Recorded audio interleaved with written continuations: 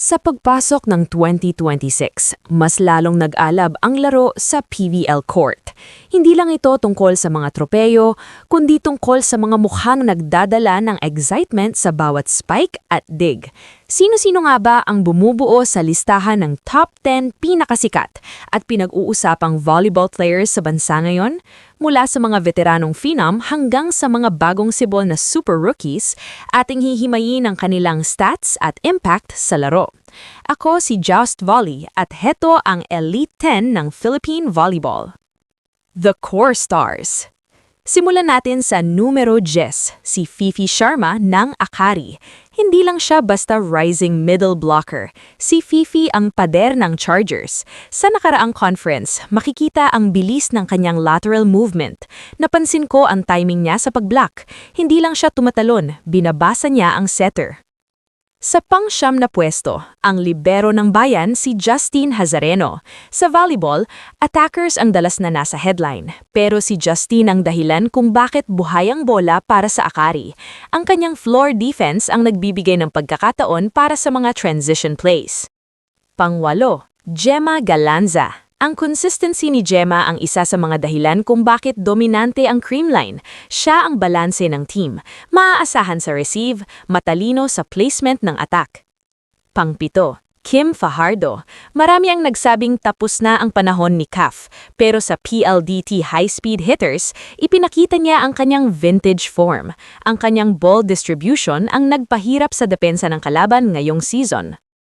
The Rising and the Relentless. Sa pang-anim, ang pinaka-inaabangang transition mula UAAP tatungong Pro League ay si Bella Belen. Bilang super rookie ng Capital One, hindi siya kinabahan. Ipinakita ni Bella na ang kanyang IQ sa court ay pang-veterano na. Siya ang player na kayang bumitbit ng buong team kahit pressure-packed ang situation. Pang-lima, Ea Laure. Ang Ea ang embodiment ng passion. Sa bawat sigaw at bawat hataw niya sa Chocomucho, ramdam mo ang enerhiya. Ang versatility ni Ea ang kanyang strongest asset. Kaya niyang maging primary scorer at secondary defender ng sabay. Pang-apat, Cici Rondina, ang reigning heart and soul ng Flying Titans. Kahit hindi katangkaran, ang vertical leap ni Cici ay world-class. Siya ang player na hindi titigil hanggat hindi tapos ang laro. Ang kanyang grit ang dahilan kung bakit siya mahal ng fans at kinatatakutan ng blockers. Ngayon, pasok na tayo sa top 3. Pang-atlo, ang nag-iisang Alyssa Valdez. Kahit marami ng bagong mukha, ang phenom effect ay buhay na buhay pa rin. Ang presensya ni Alyssa sa loob ng court ay nagbibigay ng kumpiyansa sa cool smashers. Siya ang glue na nagdidikit sa team sa mga krusyal na sandali. Sa pangalawa, Bernadette Pons. Siya ang man of the hour. Bakit? Dahil sa huling semis, binuhat niya ang opensa ng creamline. Ang kanyang beach volleyball background ang nagbigay sa kanya ng stamina at control na wala sa ibang players. Top vote getter siya sa All-Star selection dahil deserve niya ang spotlight. At ang nasa numero 1, ang maestro Gia de Guzman. Sa opinyon ko bilang analyst, si Gia ang pinaka-importanting player sa Philippine Volleyball na yon. Ang kakayahan niyang kontrolin ang tempo ng laro at gawing open look ang bawat spike para sa kanyang teammates, ang dahilan kung bakit siya ang best setter at top choice ng fans. Sa pagtatapos ng ating listahan, makikita natin na ang volleyball sa Pilipinas ay nasa gintong panahon. Hindi lang ito tungkol sa lakas ng palo, kundi sa talino sa loob ng court at koneksyon sa mga fans. Ang 10 players na ito ang dahilan kung bakit puno ang mga arenas at laging trending ang usapan. Sino sa kanila ang sa tingin nyo ang magiging MVP sa susunod na conference? I-comment ang inyong opinyon sa ibaba. Huwag kalimutang mag-subscribe para sa mas malalim pang analysis sa mundo ng sports. Hanggang sa muli!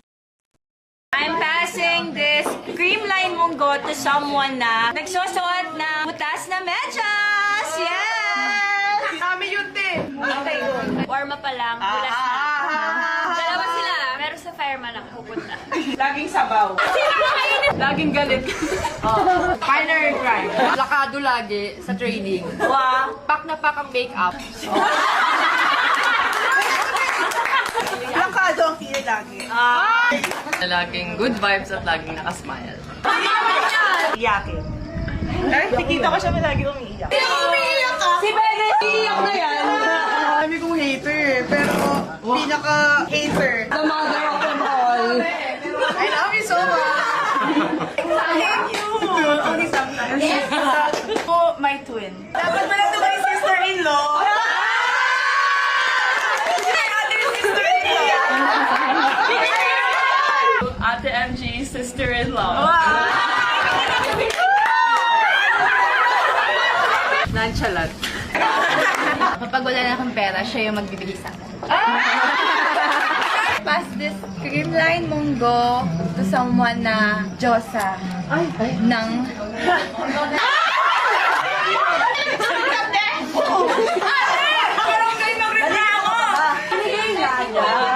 Kasing crush ko.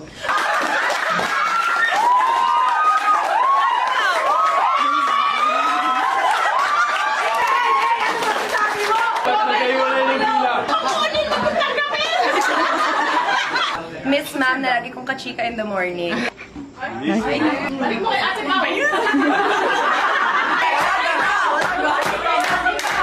Unboxing this Creamline Pinoy Classics Munggo sa foundation ng Creamline Christmas. Backbone! Kung wala siya, walang Creamline! Kapatid ko.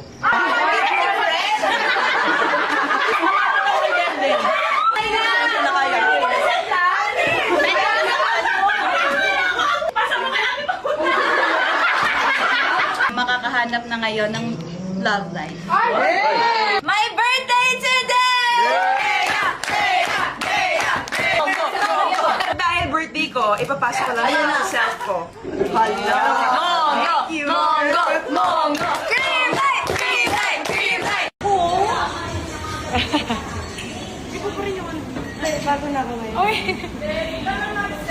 Nasa kamay mo?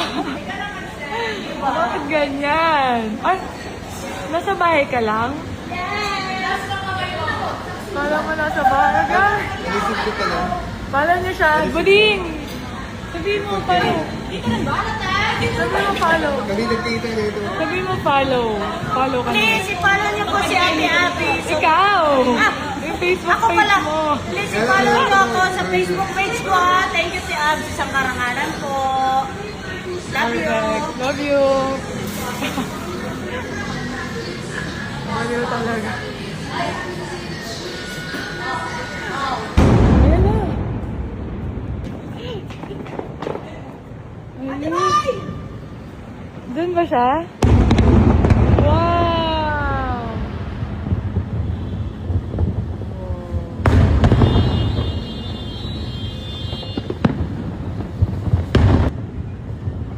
No.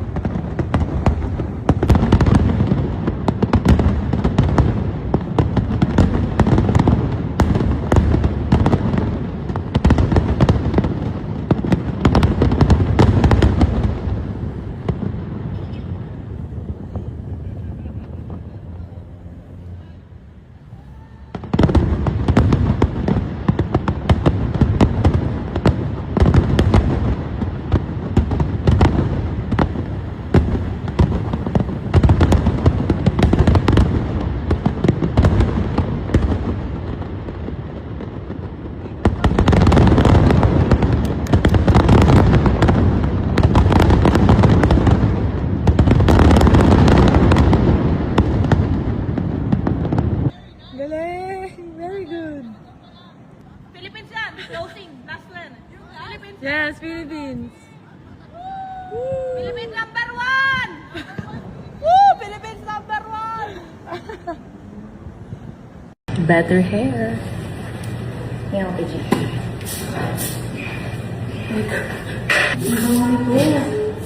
Bango? Bango. Hindi ba ba nagamit yung hindi ba? Inom yung buhok.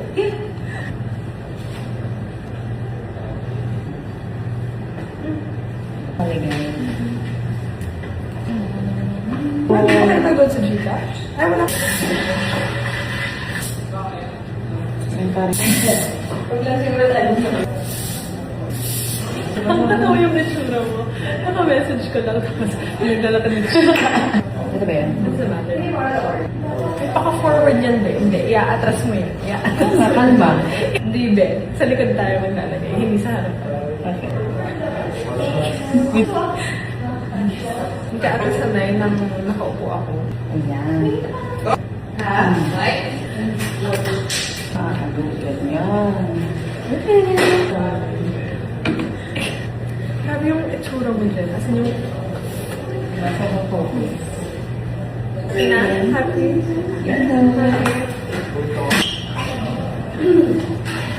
Miss, sago ka natin. Last time na po niya yun.